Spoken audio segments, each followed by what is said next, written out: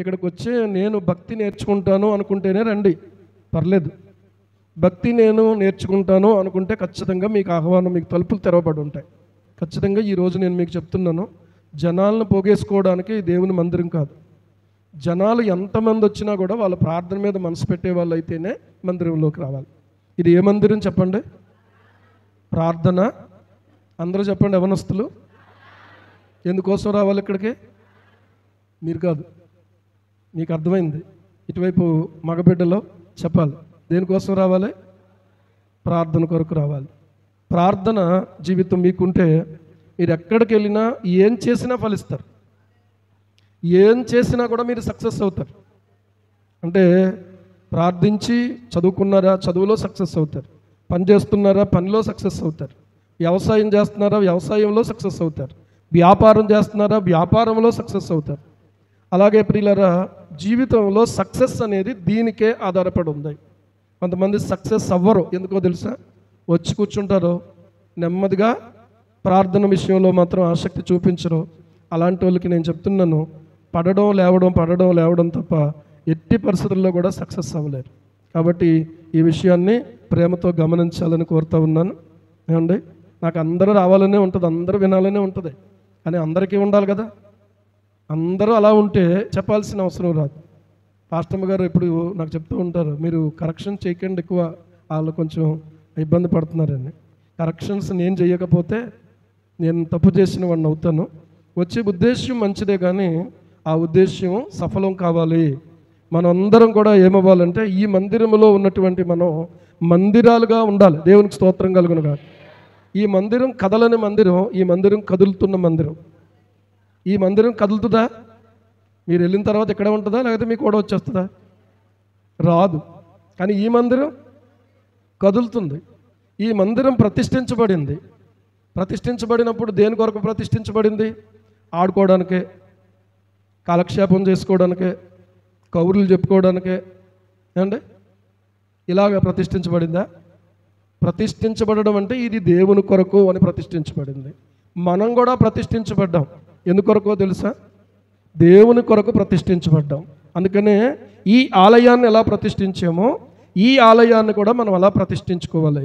ఎందుకొరకు ప్రతిష్ఠ అంటే అర్థం ఏంటంటే దేవుని కొరకు ప్రత్యేకించబడుట అని అర్థం.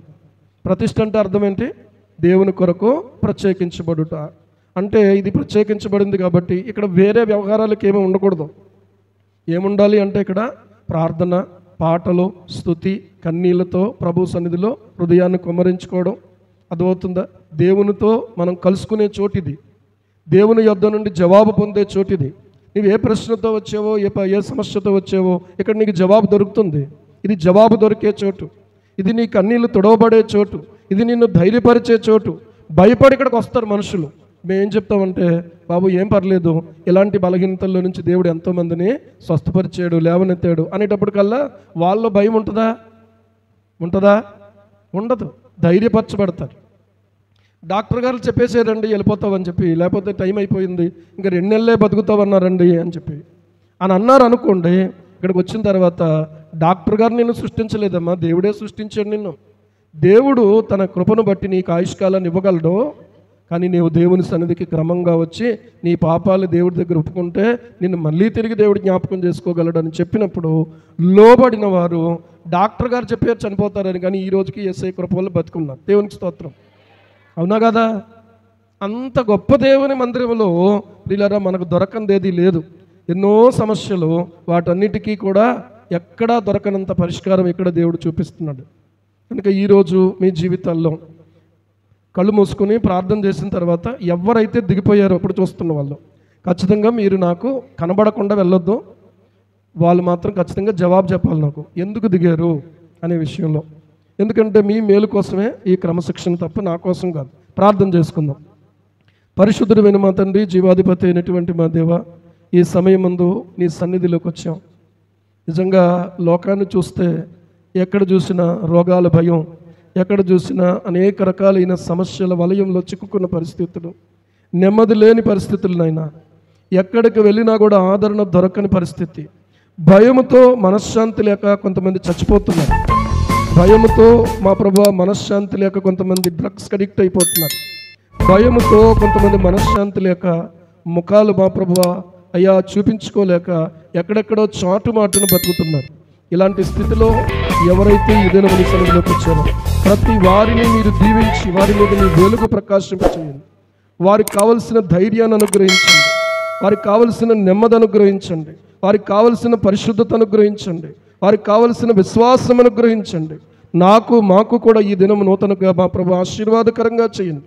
యేసు ప్రభువు నామములో ప్రార్థిస్తూ వేడుకుంటున్నాం మా పరమ తండ్రి. ఆమేన్ ఆమేన్ ఆమేన్ ఆమేన్. ప్రియులారా, దేవుని వాక్యం చదువుకుందాం. 23వ కీర్తన 23వ కీర్తన 6వ చరణాన్ని మనం చదువుకుందాం. నేను బ్రతుకు దినములన్నీయు కృపాక్షేమములే నా వెంట వచ్చును, చిరకాలము యెహోవా మందిరములో నేను నివాసము చేసేదను. చెప్పండి ఈ మాట అందరూ నాతో కలిసి. నేను బ్రతుకు దినములన్నీయు కృపాక్షేమములే నా వెంట వచ్చును, చిరకాలము యెహోవా మందిరములో నేను నివాసము చేసేదను. నేనేం చేసేదను? చిరకాలం అంటే ఆదివారం అనా? చిరకాలం అంటే అర్థం ఏంటి? ఎప్పుడైనా కూడా, ఏ ప్రార్థన అయినా కూడా, ఏ సమయమైనా కూడా నా దేవుని మందిరంలో నేను నివాసం చేస్తాను. నా దేవుని మందిరమే నాకు. దావీదు ఎలా ప్రేమించేవాడంటే దేవుని మందిరాన్ని, మందిరం అనే మాట దావీదు జీవితంలో చాలా ప్రాముఖ్యమైన స్థలం. అది గమనించండి. ఈ యొక్క స్థలము అనేది చాలా ప్రశస్తమైంది. దేవుని వాక్యాన్ని ఆలోచన చేస్తే అసలు దేవుడు మందిరాన్ని ఎందుకు నిర్మాణం చేయమన్నాడంటే, నేను వారిలో నివసించినట్లు నా కొరకు ఒక పరిశుద్ధ మందిరాన్ని నిర్మించాలి అని చెప్పి మోషేతో దేవుడు నిర్గమాకాండము 25వ అధ్యాయము ప్రియులారా మనం చూసినట్లయితే అక్కడ చెప్పబడుతున్నటువంటి వచనాన్ని మనం గమనించాలి. నిర్గమాకాండము 25వ అధ్యాయము 8వ వచనం. నేను వారిలో నివసించినట్లు వారు నాకొక పరిశుద్ధ స్థలమును నిర్మించవలెను. నేను వారిలో నివసించినట్లు వారు నాకు పరిశుద్ధ స్థలమును నిర్మించవలెను అని అంటున్నాడు దేవుడు. పరిశుద్ధ స్థలము గురించి మొట్టమొదట ప్రస్తావించబడింది నాకు కనబడినంత వరకు, నాకు తెలిసినంత వరకు నేను చెప్తున్నాను. నిర్గమాకాండము 3వ అధ్యాయము 5వ వచనం చూడండి. అందుకైన దగ్గరకు రావద్దు, నీ పాదముల నుండి నీవు నీ చెప్పులు విడువుము, నీవు నిలిచి ఉన్న స్థలము పరిశుద్ధ ప్రదేశము అనెను. నీవు నిలిచి ఉన్న స్థలము పరిశుద్ధ ప్రదేశము అని చెప్పి దేవుడే చెప్తున్నాడు. ఇక్కడ మీరు గమనించాలి, ఈ పరిశుద్ధ మందిరములోనికి మనం రాకముందు వచ్చి రాగానే మనం ఏం చేసాం చెప్పండి? వచ్చి రాగానే ఏం చేసాం? పిల్లలైనా పెద్దోళ్ళైనా ఎవరైనా ఒకవేళ మర్చిపోయి ఎదురుకొచ్చా అక్కడ పెట్టాలమ్మా చెప్పులు అని చెప్పుకున్నాం. అక్కడ విడిచిపెట్టాలి. అక్కడ విడిచిపెట్టకుండా మందిరములోనికి మనం రాలేదు. అంటే చెప్పులు విడిచిపెట్టి మనం పరిశుద్ధమైనటువంటి దేవుని యొక్క మందిరంలోకి వచ్చాం. ఈరోజు మనం ఆలోచన చేద్దాం. కొన్ని విడిచిపెట్టుకోవాలి మందిరంలోకి రావాలంటే. కొన్ని తలంపులు విడిచిపెట్టాలి, కొన్ని స్నేహాలు విడిచిపెట్టాలి, కొన్ని అలవాట్లు విడిచిపెట్టాలి, కొన్ని పద్ధతులు విడిచిపెట్టాలి. అంతేగాని ఎలా ఉన్న వాళ్ళు అలాగొచ్చి కూర్చుంటామంటే కుదరదు కదా. ఎవరైనా గబాలను ఒకవేళ సిగరెట్ కాల్చుకుంటూ వచ్చారు అనుకోండి, ఇక్కడ చూడగానే అందరినీ చూసినప్పుడు ఇక్కడ ప్రార్థన మందిరం అనేటప్పటికి ఏం చేస్తారు? వాళ్ళ అన్యులైతే, దేవుని బిడ్డలు అయితే నేనే ఊరుకోను. వాళ్ళ అన్యులైతే ఏం చేస్తారు? అక్కడే పడేసి కాలుతో ఇలా నలిపేసి తర్వాత లోపలికి వచ్చి కూర్చుంటారు. ఎందుకంటే ఇది దేవుని పరిశుద్ధ మందిరం. అదే ఒక బార్ అనుకోండి, లేకపోతే ఒక ఫంక్షన్ హాల్ అనుకోండి, ఎవరిష్టం వాళ్ళదే. వాళ్ళు ఎలా కావాలంటే అలా వస్తారు, ఎలా కావాలంటే అలా కూర్చుంటారు, ఎలా కావాలంటే అలా ప్రవర్తిస్తారు. అని ఇది ఏంటి అని అంటే దేవుని పరిశుద్ధ ప్రదేశము. ప్రియులారా, ఇక్కడ మోషేతో దేవుడు చెప్తున్నాడు. మోషే తన మందను కాస్తున్నాడు. తన మామయ్య అయినటువంటి ఆయన యొక్క మందను కాస్తున్నాడు మిద్యాను దేశంలో. ఆ మందను కాస్తూ ఉన్నటువంటి సమయంలో దేవుడు మోషేకు ఒక అగ్ని, ఒక పొదలో నుంచి, మండుతున్నటువంటి పొదలో నుంచి దేవుడు మోషేను పిలుస్తున్నాడు. మోషే మందను కాస్తున్నాడు. అటువైపు చూస్తుంటే ఒక పొద కాలిపోతూ ఉంది. ఒక పొద అంటుకుంది, అది కాలిపోతూ ఉంది. కాలిపోయినప్పుడు ఏమవ్వాలంటే కొంతసేపటికి మాడి మసైపోయి అది నల్లగా కనిపించాలి. కానీ అలా కనిపించట్లేదు. అది ఏమవుతుందంటే అది మండుతుంది కానీ అది కాలిపోవట్లేదంట.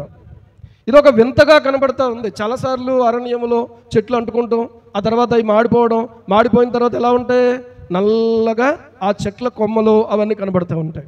కాలిపోయినటువంటి కొంత భాగం కనపడుతూ ఉంటుంది. కానీ అక్కడ అలా కనిపించట్లేదు. కనిపించకపోతుంటే అప్పుడు ఏం జరిగింది అని అంటే ప్రియులారా, పరిగెత్తుకొని అటువైపు ఆ ప్రాంతానికి వెళ్ళి నిదానించి చూశాడు. నిదానించి చూడడం కోసం అక్కడికి వెళ్ళాడట. వెళ్ళేటప్పటికి ఏమవుతుందంటే అక్కడ జరుగుతున్నటువంటి విషయం ఏంటంటే మండుతుంది కానీ కాలిపోవట్లేదు. మండుతుంది కానీ కాలిపోవట్లేదు. ఆ సమయంలో అటువైపుగా మోషే చూడడానికి, వింత చూడడానికి వెళ్ళాడు. వెళ్ళినటువంటి మోషేకు ఒక స్వరం వినబడుతుంది. ఆ అగ్నిలో నుంచి, ఆ పొదలో నుంచి, ఆ మండుచున్న పొదలో నుంచి ఒక స్వరం వినబడుతుంది. ఆ స్వరం ఏం చెప్తుంది? ఏమంటున్నారు అని అంటే, మోషే మోషే మోషే మోషే అని పిలుస్తున్నాడు. ఏమని పిలుస్తున్నారు? మోషే మోషే అని పిలుస్తున్నారు. మోషే అని పిలిచి ఏమంటున్నారంటే, ఇదిగో నీవు నిలిచి ఉన్నటువంటి స్థలము పరిశుద్ధ ప్రదేశము, holy place it is, leave your shoe అని చెప్తున్నాడు. నీ చెప్పులు విడిచిపెట్టు అంటున్నాడు. ఎందుకంటే అది హోలీ ప్లేస్. ఈరోజు నువ్వు వచ్చినటువంటిది హోలీ ప్లేస్. ఇది మాట్లాడుకునే స్థలం కాదు. ఇది ప్రియులారా ఆడుకునే స్థలం కాదు. ఇది నిద్రపోయే స్థలం కాదు. ఇట్ ఈస్ నాట్ ఆ రెస్ట్ ప్లేస్. ఇది విశ్రాంతి తీసుకునే స్థలం కాదు. విశ్రాంతి కావాలంటే మీరు కిందకి వెళ్ళిపోవలసిందే, ఇంటికి వెళ్ళిపోవలసిందే. ఇది విశ్రాంతి స్థలం కాదు. ఇది విశ్రాంతి కొరకు నిర్ణయించబడినటువంటి స్థలం కాదు. ఈ ఫ్యాన్లు అందుకొరకు వేయబడలేదు, ఈ లైట్లు అందుకొరకు వేయబడలేదు, ఈ మందిరం అంతగా విశాలంగా అందుకే చేయబడలేదు. ఎవరైతే నాకు దేవుడు కావాలి, నాకు దేవుని సన్నిధి కావాలి, నేను దేవుని ప్రసన్నత చూడాలి, నా సమస్యకు దేవుని యొద్ద నుండి నేను జవాబు కావాలి, నా దేవుడు నమ్మదగిన వాడు, నా దేవుడు నాతో మాట్లాడాలని ఎవరైతే వస్తారో వాళ్ళ కొరకు మాత్రమే ఈ గేట్ ఎప్పుడు తెరవబడి ఉంటుంది. Any time. చిల్లరగా మాట్లాడుకునే వాళ్ళ కోసం కాదు ఇది. చిల్లర చూపులు చూసే వాళ్ళ కోసం కాదు. మోసపు పనులు చేసే వాళ్ళ కోసం కాదు ప్రియులారా. ఇది పరిశుద్ధ ప్రదేశము అని చెప్పగానే మోషే ఏం చేశాడు తెలుసా? చెప్పులు విడిచిపెట్టేశాడు. ఈ రోజున చెప్పులైతే విడిచిపెట్టేసావు కానీ నీ మనసు ఇంకా బయటే ఉంది. నీ తలంపులన్నీ బయటే ఉన్నాయి. నీ ఆలోచనలన్నీ బయటే ఉన్నాయి. నీ హృదయం బయటే ఉంది. నీకు వాక్యం మనసులోకి ఎక్కట్లేదు ప్రియులారా. ఈరోజు నువ్వు వచ్చినటువంటి వాడు వచ్చినట్టు వెళ్ళకూడదు. ఈ దినము దేవుడు నీతో మాట్లాడుతున్న విషయం ఏంటో తెలుసా? నీవు విడిచిపెట్టవలసినవి ఉన్నాయి, వాటిని విడిచిపెట్టు. నువ్వు విడిచిపెట్టు. ఈరోజు ఎప్పుడో బాప్తిసం పొందుదాము, ఎప్పుడో మారు మనసు పొందుదాము. ఎన్ని తప్పులు చేసినా చేయొచ్చు బాప్తిసం పొందకపోతే. జాగ్రత్త, నీ తప్పులు నిన్ను చుట్టుముట్టి నిన్ను పడకెక్కించే రోజు ఒక రోజు ఉంటుంది, లేకపోతే ప్రమాదం పాలు చేసే రోజు ఒక రోజు ఉంటుంది, లేకపోతే నువ్వు ఏదో కేసులో ఇరుక్కునే రోజు ఒక రోజు ఉంటుంది. చెప్తున్నాను నేను. ఎందుకో తెలుసా? ఏమనుకుంటున్నారంటే బాప్తిసం తీసుకోకపోతే ఎన్ని తప్పులైనా చేయొచ్చు. ఇదేనా నీ ఆలోచన? ఏమండి, ఇదేనా నీ ఆలోచన? అంటే అలా వింటూ ఉంటావా? ఒకసారి తీసుకుంటానంటావు, ఒకసారి వెనక్కి వెళ్తావు. అసలు తీసుకుంటానని కూడా కొంతమంది అనరు. ఎందుకంటే అసలు మనసులో ఉంటే కదా. ఉద్దేశ్యము ఒక రకంగా ఉంది, రావడం మనకి ఉన్న ఉద్దేశం ఏంటి అని అంటే ప్రియులారా కాలక్షేపానిక. ఏమంటే ఎవరిని చూసి నువ్వు ఈ రోజున ఆలస్యం చేస్తున్నావు? ఎవరిని చూసి నువ్వు బాప్తిసం పొందుదాం అనుకుంటున్నావు? నేను ఆగాను కొన్ని సందర్భాల్లో, ప్రభువును ఎరిగాను, ప్రభువు యొక్క స్వరం విన్నాను, పరిశుద్ధాత్మను ప్రియులారా పొందుకున్నాను, దేవుని ప్రత్యక్షత అనుభవిస్తున్నాను. కానీ బాప్తిసం మాత్రం పొందట్లే. ఎందుకో తెలుసా? వాళ్ళకంటే నేనే పరిశుద్ధుడిని, వాళ్ళకంటే నేనే బాగా ప్రార్థన చేసుకుంటున్నాను, వాళ్ళకంటే నేనే క్రమంగా ఉన్నానని చెప్పి. ఎన్ని క్రమాలు ఉన్నా కూడా నమ్మి బాప్తిసం పొందినవాడే రక్షించబడతాడు. నమ్మని వానికి శిక్ష విధించబడుతుంది. ఈ రోజున లోకంలో ఎంజాయ్మెంట్ కోసం నువ్వు బాప్తిసం పొందకుండా ఆలస్యం చేస్తున్నావేమో, లేకపోతే నేను ప్రార్థన చేసుకుంటున్నాను, నేను వాక్యం చదువుతున్నాను, ఇంకేం కావాలనుకుంటూ బాప్తిసం పొందకుండా ఆలస్యం చేస్తున్నావేమో. దేవుడు నీతో మాట్లాడుతున్నాడేమో, నాకు తెలియదు. ఆ తలంపు విడిచిపెట్టు, ప్రభువుకు లోబడు. ఈ రోజున నేను టికెట్ తీసేసుకున్నాను. టికెట్ తీసుకున్నటువంటి వ్యక్తి బస్సులో ఉన్నంత వరకే కదా టికెట్ చెల్లుతుంది. నువ్వు సంఘములో ఉంటేనే, సహవాసంలో ఉంటేనే, వాక్య క్రమములో ఉంటేనే, దేవునికి భయపడుతుంటేనే నీ టికెట్ పనిచేస్తుంది. లేకపోతే నీ టికెట్ నువ్వు కూడా లెక్కలో ఉండవు. రక్షణ పొందినది టికెట్ అనుకున్నా కూడా ఆ టికెట్ను భద్రపరుచుకుంటూనే మనం ప్రయాణం కొనసాగించాలి. అంతేగాని ఆ టికెట్ను పడేసి తీసుకున్నానండి నేను అని అంటే కుదురుతుందా? చూపించు, షో మీ యువర్ టికెట్, చూపించు. నీ రక్షణ చూపించాలి, నీ ప్రార్థన చూపించాలి, నీ భక్తి చూపించాలి, నీ విశ్వాసం చూపించాలి, నీ ప్రార్థన కనిపించాలి. అంతేగాని తండ్రి ప్రభువా స్తోత్రం ప్రభు, తండ్రి ప్రభువా స్తోత్రం ప్రభు అంట కూర్చుంటే ఎలా కుదురుతుంది? నీవు చూపించాలి, నీ భక్తి కనబడాలి.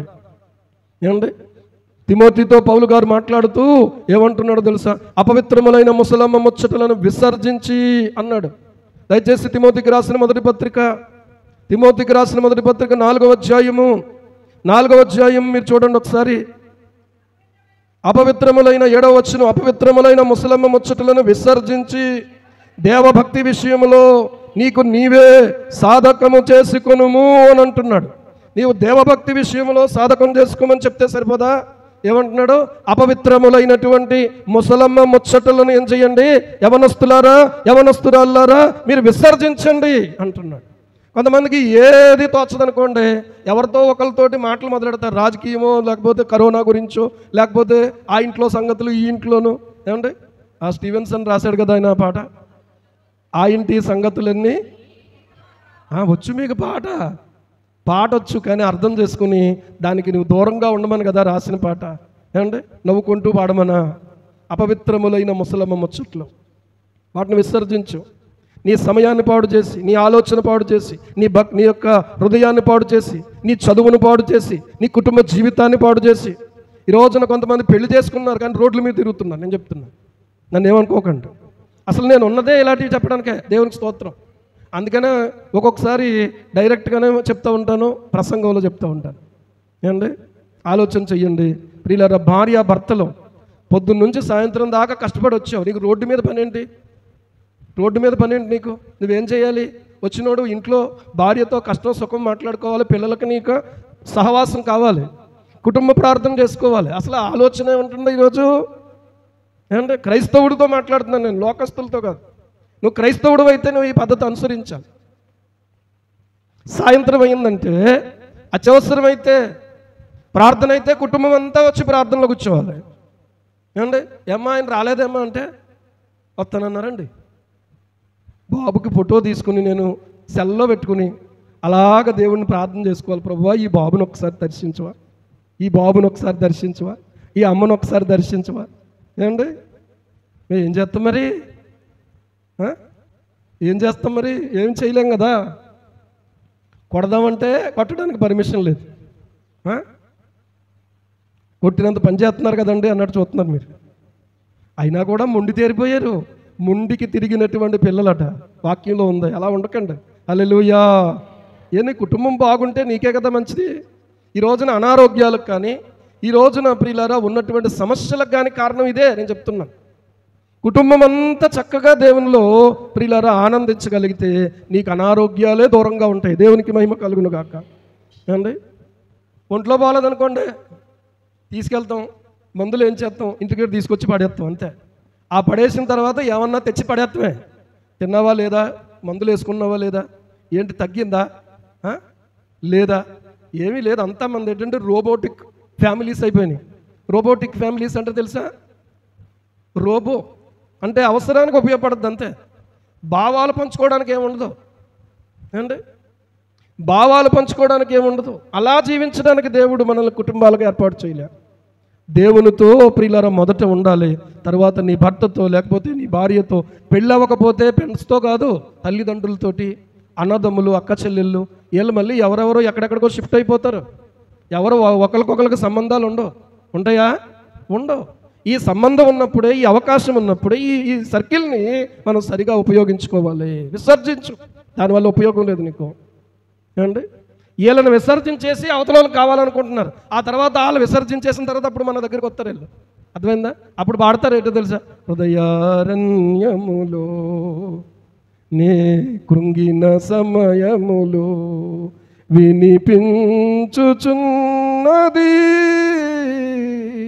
కేకనాకు, ఒక కేకనాకు, నాకు బలము ఉన్నంత వరకు చేయలేదు కార్యములు, నాకు నాకు బలము ఉన్నంత వరకు చేయలేదు నీ కార్యము బలమంతా పోయాక బలమంతా పోయాక చేయాలని ఉంది నీ కార్యము చేయాలని ఉంది నీ కార్యము వినిపించుచున్నది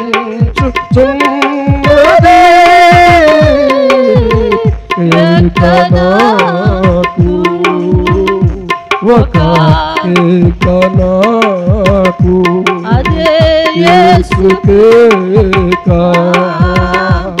అదే యేసుకేక.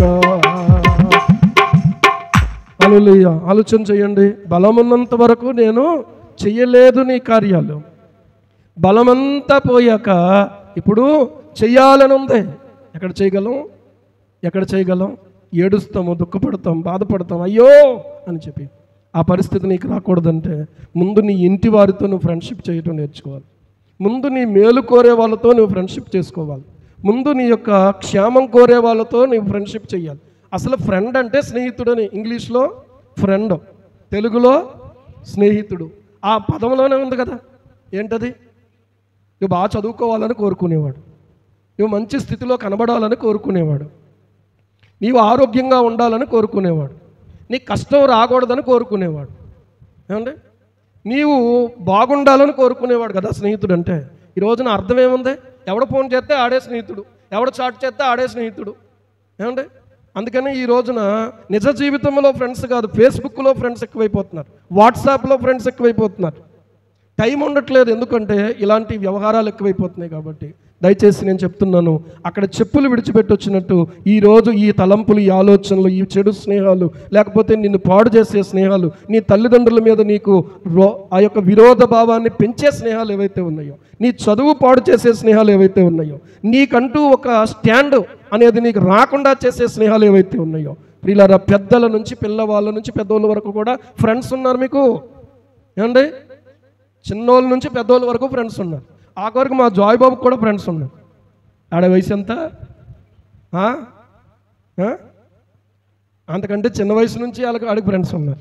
కానీ ఇప్పుడు పెద్దోళ్ళకి కూడా ఫ్రెండ్స్ ఉన్నారు. కానీ నీ ఫ్రెండ్స్ ఎలాంటి వాళ్ళు చెప్తే నువ్వు ఎలాంటి వాడివో చెప్పేయచ్చు అన్నారు. అందుకే అంటే స్నేహం అనేది ఎంత జీవితాన్ని, కుటుంబాన్ని, ఇటు సేవను కూడా, ఒకటి కాదు చెప్పాలంటే ప్రతీదీ కూడా ప్రభావితం చేయబడేది స్నేహం ద్వారానే. ఈ దేని ద్వారానైతే నష్టం కలుగుతుందో, దేని ద్వారానైతే నీ యొక్క జీవితాన్ని నువ్వు సరిగా జీవించలేకపోతున్నావో దాన్ని వదిలేయాలి. గోర్లు పెరుగుతున్నాయి అని చెప్పి వేళ్ళు కట్ చేయకూడదు కదా. గోర్లు పెరుగుతాయి, ఏం కట్ చేస్తారు బాబు? ఏం కట్ చేస్తారు మీరు? ఎందుకండి రోజు అత్తమానం ఇలా పెరుగుతున్నాయి, అత్తమానం దీన్ని ఇలా కట్ చేసేస్తే గొడవ ఉండదు కదా. ఏం మిగులుతాయి అప్పుడు మనకే? ఏం మిగులుతాయి? మొండి చెయ్యి మిగులుతుంది.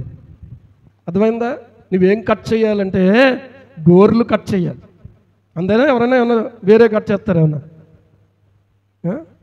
అలా చూస్తున్నారు ఏంటంటే మీరు వేరే కట్ చేసేలా కనపడుతున్నాను నిన్న. కాబట్టి ప్రియులారా, కొన్నిటిని మనం ఏం చేయాలంటే కట్ చేయాలి, కొన్నిటిని మనం ఏం చేయాలంటే కట్ చేయాలి. అప్పుడు ఏమవుతావో తెలుసా? నీకంటూ ఒక ఉన్నతమైన భవిష్యత్తు ఏర్పడుతుంది. ప్రభువు రాకడ సమీపంగా ఉంది. ఎన్నిసార్లు చెప్పుకున్నా ఇదే చెప్పుకుంటాం మనం. కానీ ప్రభువు రాకడ సమీపంగా ఉంది. నీవు అపవిత్రములైన ముసలమ్మ ముచ్చట్లు విసర్జించావా?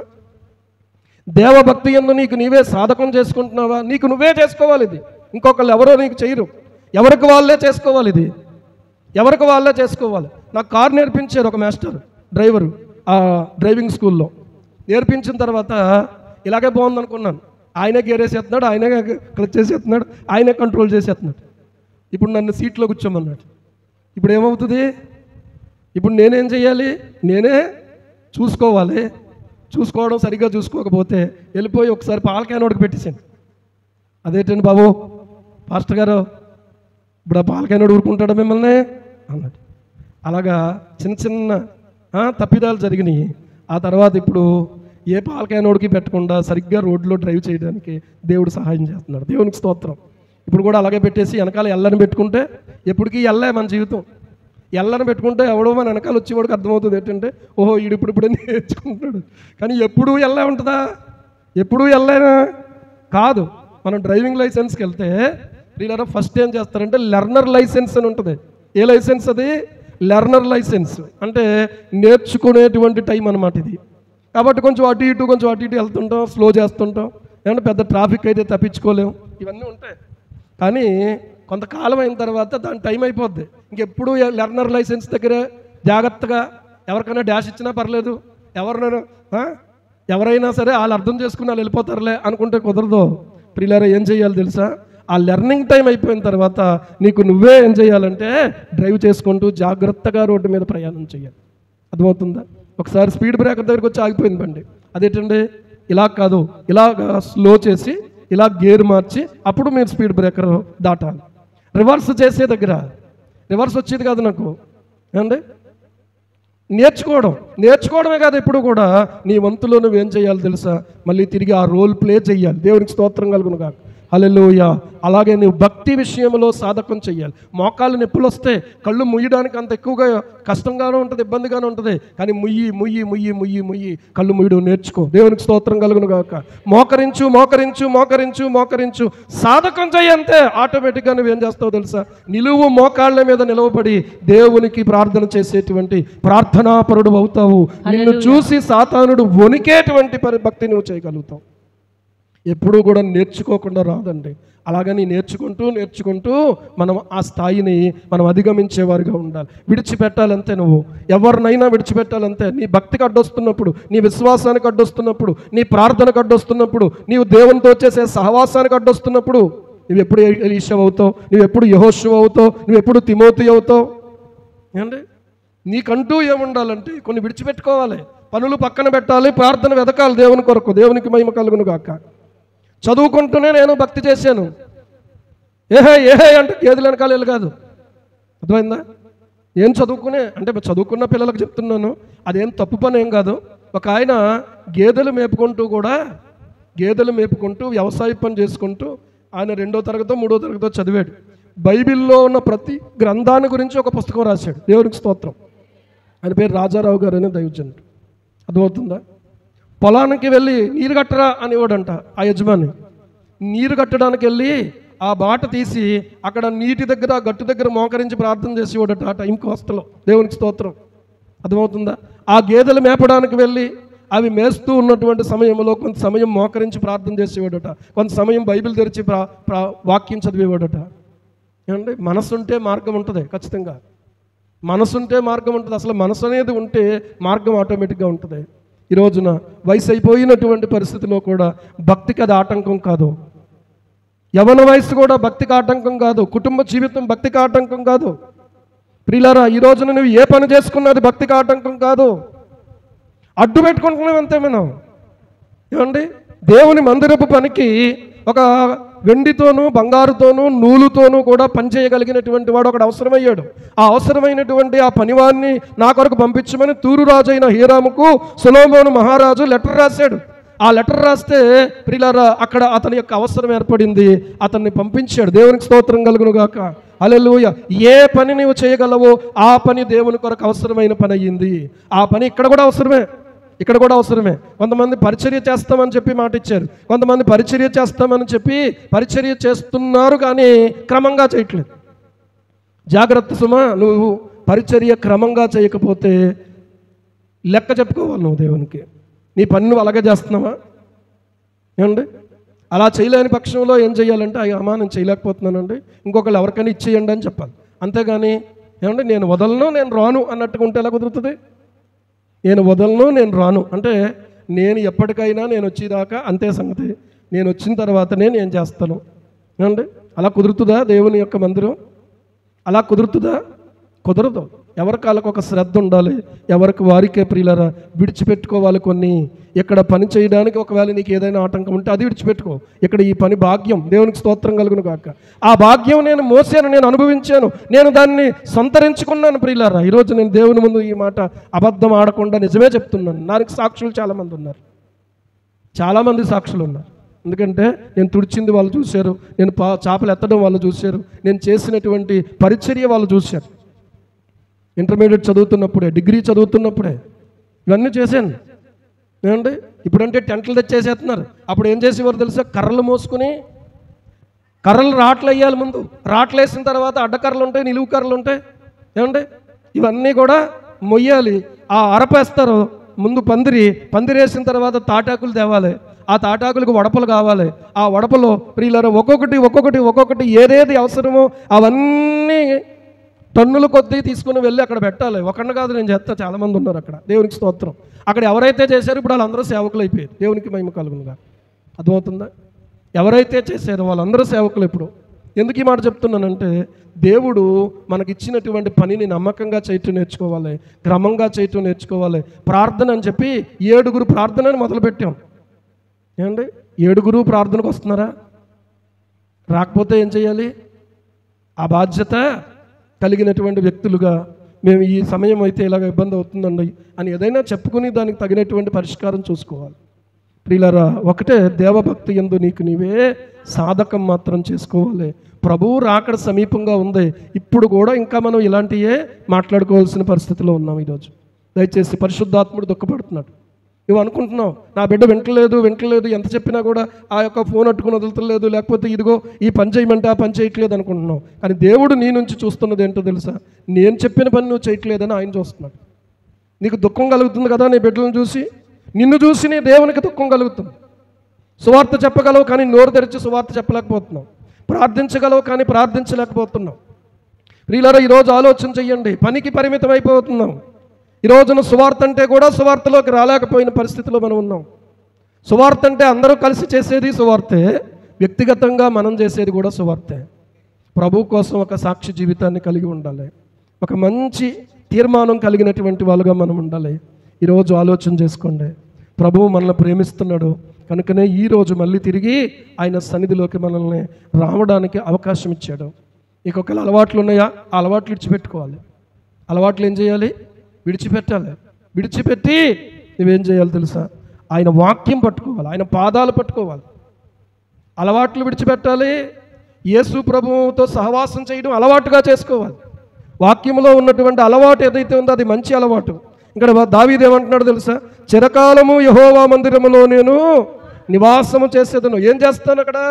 ఆ మందిరములో ప్రార్థన చేసుకుంటాను, పాడుకుంటాను, ఆరాధించుకుంటాను, ఆయన సన్నిధిలో నా సమయాన్ని గడుపుతాను.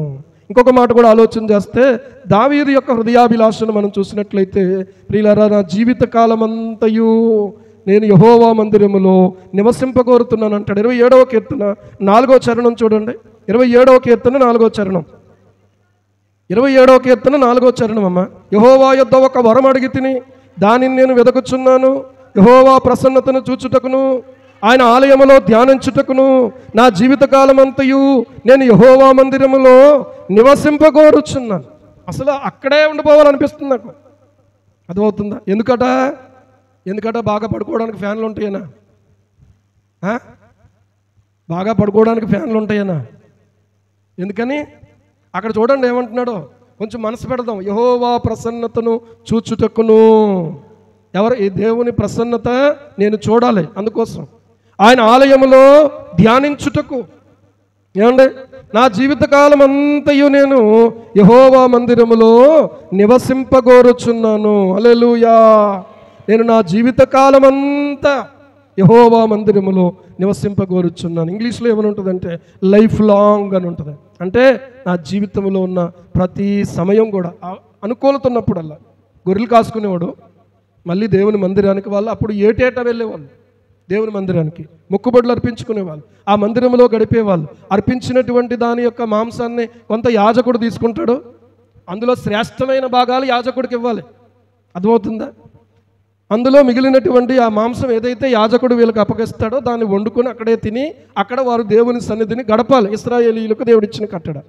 కానీ దావీదుకి ఏమనిపించిందంటే, ఇంత అద్భుతమైనటువంటి దేవుని సన్నిధిలో నుంచి ఎలా వెళ్ళాలి? అందుకనే ఏం చేశాడు తెలుసా? గొర్రెలు కాసుకుంటూ కూడా అక్కడ ఏం చేశాడంటే తంబుర చేత పట్టుకుని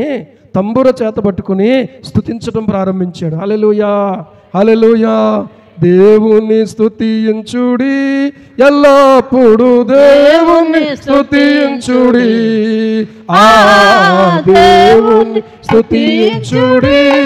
ఎల్లప్పుడు దేవుని స్తుతించుడి. ఆయన పరిశుద్ధ ఆలయమందు, ఆయన పరిశుద్ధాలయమందు, ఆయన సన్నిధిలో, ఆయన సన్నిధిలో ఎల్లప్పుడు దేవుని స్తుతించుడి. దేవుని స్తుతించుడి, ఎల్లప్పుడు దేవుని స్తుతించుడి. హల్లెలూయా. ఆయన పరిశుద్ధ ఆలయమందు, ఆయన సన్నిధిలో ఎల్లప్పుడూ ఆయనను స్తుతించండి. ఆయన సన్నిధిలో, ఆయన పరిశుద్ధ ఆలయములో ఏముంది? ఆయన సన్నిధి ఉంది. హల్లెలూయా. ఆయన సన్నిధిలో ఏమండి, ఆయన యొక్క ఆలయములో ఏమంటున్నాడు? యెహోవా ప్రసన్నతను నేను చూడాలి, ఆయన ఆలయములో నేను ధ్యానం చేయాలి. ఏం ధ్యానం చేయాలి? ఆయన వాక్యమును ధ్యానం చేయాలి, ఆయన కార్యాలు ధ్యానం చేయాలి, ఆయన గుణాతిశయాలను ధ్యానం చేయాలి. ఏమండి, ఈ రోజున ఇది చేయగలగడానికి దావీదు అంటున్నాడు, నా జీవిత కాలం అంతా. ఆ గొర్రెను చూసినప్పుడు దావీదుకి ఎవరు కనపడుతున్నారంటే సృష్టికర్త అయిన దేవుడు కనపడుతున్నాడు. యేసయ్యా, ఎంత అద్భుతంగా ఆ గొర్రెను చేసేవయ్యా నువ్వు. ఇన్ని గొర్రెలు కాస్తున్నాను, ఏ గొర్రె కాగర్రే ప్రత్యేకం. ఇన్ని గొర్రెలను కాస్తున్నాను, ఏ గొర్రె కాగొర్రె ఒక ప్రత్యేకంగా కనపడుతుంది. అవునా కదా? గేదెలన్నిటికీ కొమ్ములు ఉంటాయి, కానీ ఒక్కొక్క గేదె ఒక్కొక్క రకంగా ఉంటుంది. గొర్రెల మందలను చూడండి, ఒక్కొక్క గొర్రె ఒక్కొక్క రకంగా ఉంటుంది. మనుషులు ఉన్నారు, మనుషులు ఒక్కొక్కళ్ళు ఒక్కొక్క టైపులో ఉంటారు. ఎన్ని కోట్ల మంది ప్రియులారా ఆలోచన చేస్తే ఎంత గొప్ప అద్భుతమైనటువంటి దేవుడు అండి ఆయన. ఆయన ఆయన ఆరాధించకుండా, స్తుతించకుండా ఈ రోజున ఏదో ఒక సమయానికి పరిమితం అయిపోయి ఆ ఉజ్జీవ కూడికలు, ఉజ్జీవం వచ్చేసింది. ఆ తర్వాత అయిపోయిన తర్వాత దేవుని స్తుతించుడి పడిపోవడమే ఎక్కడికక్కడ అన్నీ మొత్తం. అర్థమైందా? రెస్ట్ కావాలి మనకి, అలసిపోయినట్టు. దావీదేమంటున్నాడంటే నా జీవిత కాలమంతయు ఏమండి యెహోవాను మందిరములో నేను నివసింపగోరుచున్నాను. యెషయాకు దేవుని మందిరములో ప్రత్యక్షత దొరికింది. దేవుని మందిర ప్రత్యక్షత, ఆ మందిరములో దొరికిన ప్రత్యక్షతే యెషయా గ్రంథం 6వ అధ్యాయంలో రాయబడి ఉంది. ఈ రోజున ఒంటరిగా దేవుని సన్నిధిని ఏమండి మేమేం చేసేవాళ్ళం అంటే దేవుని సన్నిధిలో ఒంటరిగా ప్రార్థన చేసుకుని దేవుని పాదాల దగ్గర పట్టుకొని, ప్రభువా నన్ను ఆశీర్వదించవా, నన్ను దర్శించవా, నాతో మాట్లాడవా అని దేవుని పాదాల దగ్గర గోజాడిన అనుభవాలు ఈ రోజున ఆలోచన చేస్తే హృదయం పొంగుతుంది. ఆలోచన చేస్తుంటే యవనస్తులారా, ఇప్పటికైనా ఈ రోజైనా నేను చెప్తున్నాను, ఈ రోజైనా సరే ప్రభు యొక్క సన్నిధి అనుభవించడానికి నీకు పిలుపునిస్తూ ఉన్నాను. ఆయన వాక్యమును ధ్యానించడానికి పిలుపునిస్తూ ఉన్నాను. ఆయన మందిరంలో గడపడానికి పిలుపునిస్తూ ఉన్నాను. ప్రతి పనిలో నేర్చుకుంటాను నేను, ప్రతి వ్యక్తిలో నేర్చుకుంటాను నేను, ప్రతి శ్రమలో నేర్చుకుంటాను, ప్రతి ఇబ్బందిలో నేర్చుకుంటాను, ప్రతి విషయంలో నుంచి నేర్చుకుంటాను. ఇన్ని మొక్కలు ఉన్నాయి, ఏ మొక్కకు ఆ మొక్కే ఆకారం వేరువేరుగా ఉంది. కొబ్బరి చెట్టు ఆకులు ఉన్నట్టు నేరేడు చెట్టు ఆకులు ఉన్నాయా? చిక్కుడు పోదులు ఉన్నాయి, అనేక రకాల చిక్కుళ్ళు ఉన్నాయి. దాని ఒక్కొక్కటి ఒక్కొక్క రకం, రుచి ఒక రకం, దాని ఆకారం ఒక రకం, ఆ కాయ ఒక రకంగా ఉంటుంది. ఏమంటే ఎన్నో రకాలు ఆలోచన చేస్తే వాటి నిర్మాణమే వేరుగా కనబడతా ఉంది. ఈ రోజున మన జీవితాల్లో ఆలోచన చేస్తే ఒక చెట్టు ఉంది, ఆ చెట్టులో 2 రకాల కాయలు ఉన్నాయి. అందులో ప్రియులారా ఒక లవ్ సింబల్ లాగా ఉండేటువంటి కాయ ఒక రకమైన టేస్ట్ ఉంటుంది, మామూలుగా కోలగా ఉండే కాయ ఒక రకం టేస్ట్ ఉంటుంది. చూసారా, చెట్టు ఒకటే కానీ దాని టేస్టు ఎన్ని రకాలుగా చేయగలిగాడు మానవుడు. దేవునికి మహిమ కలుగును గాక. ఈరోజు నీ జీవితంలో ఏదైనా టెస్ట్ చేసి ప్రియులారా ఒకవేళ అది బాగుంది ఇది బాగుంది అనుకున్నట్టు నా దేవుని సన్నిధి ఎంత ప్రశస్తమైందో, ఆ సన్నిధి గురించి ఇంతలా చెప్తున్నాడు ఈయన, నేను ఆ సన్నిధి అనుభవించాలి అని ఎంతమంది ఆశపడుతున్నారో ఈరోజు నేను ఇలా ఆశపడే వాళ్ళ కోసం ఒక పిలుపునిస్తున్నాను. సాయంత్రం రండి, దేవుని సన్నిధి వెతుకుదాం. అయ్యి బాబోయ్, మీతో పాటు మోకరింతే టైం ఎక్కడ చూసుకుంటారు మీరు అని అనుకుని ఆత్మీయ దరిద్రతలో బతకొద్దు. దయచేసి ఆయన పాదాలు పట్టుకోండి. వచ్చి ఏం చెప్పను, నేను ఏమీ మాట్లాడను, నేను వచ్చి ఆయన పాదాలు పట్టుకోండి. మీ సమస్యకు పరిష్కారం ఆయనే ఇస్తాడు మీకు, మీ కన్నీరు ఆయనే తుడుస్తాడు మీకు, మీ కుటుంబాలు ఆయనే కడతాడు, మీ చదువులో ఉన్నతమైన భవిష్యత్తుకు ఆయన నడిపిస్తాడు. అయ్యో ప్రియులారా, ఆయన విడువడు ఎడబాయుడు. అపవిత్రములైన ముసలమ్మ ముచ్చట్లు లాంటి వాటిని విసర్జించండి, వ్యర్థమైన వాటిని విసర్జించండి, అనవసరమైన వాటిని విసర్జించండి, అవసరమైతే పిండి వంటలు కూడా విసర్జించండి. బాబు వంట నిపుణులు ఏది చూస్తే తయారు చేసేస్తున్నారు మా పిల్లలు కూడా. అర్థమైందా? డాడీ ఇది టేస్ట్ చేయి అన్న. నేనే దొరికాను వాళ్ళకి, అర్థమైందా? వాళ్ళు తినలేని కూడా నేనే తినేస్తూ ఉంటాను. దేవునికి స్తోత్రం కలుగును కాక. చూడడం, దాంట్లో ఏం కావాలో చూసుకోవడం, ఒకవేళ ఇంట్లో లేకపోతే తెచ్చుకోవడం, తయారు చేసుకోవడం, దీంట్లో ఆసక్తి ఉంది కదా. ఇంత అద్భుతంగా ఉంటుంది దేవుని సన్నిధి అంటున్నారు కదా.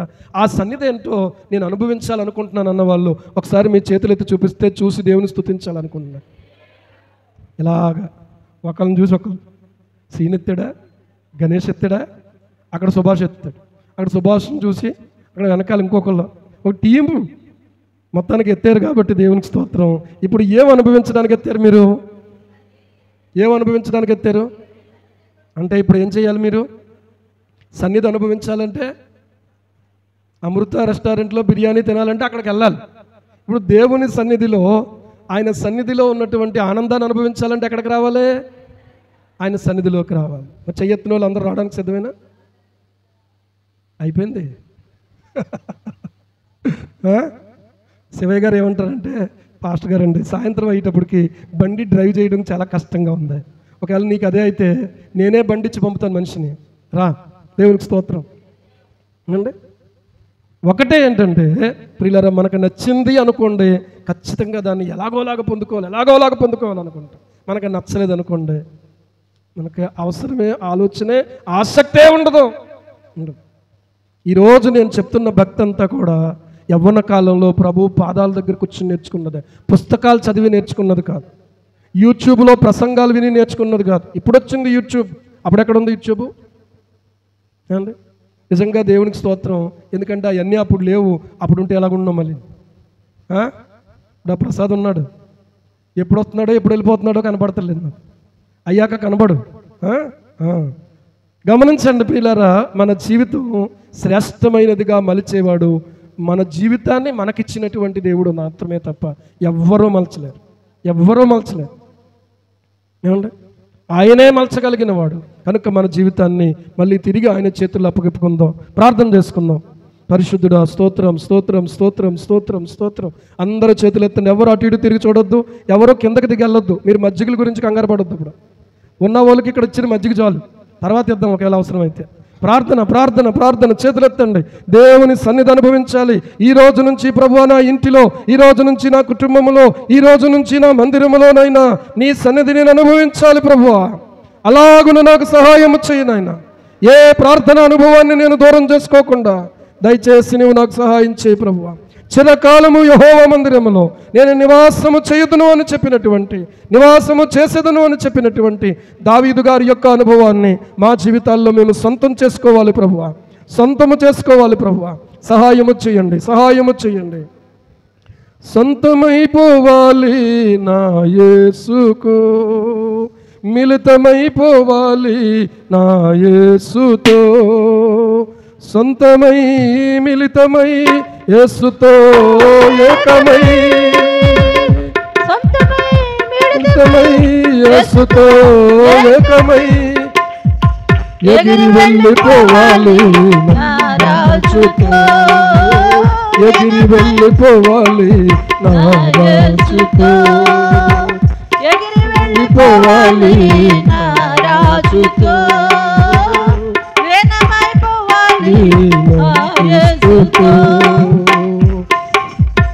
సొంతమై మిళితమై యేసుతో ఏకమై, సొంతమై మిళితమై యేసుతో ఏకమై ఎగిరి వెళ్ళిపోవాలి నా రాజుతో, పోవాలి నా యేసుతో, రాజుతో.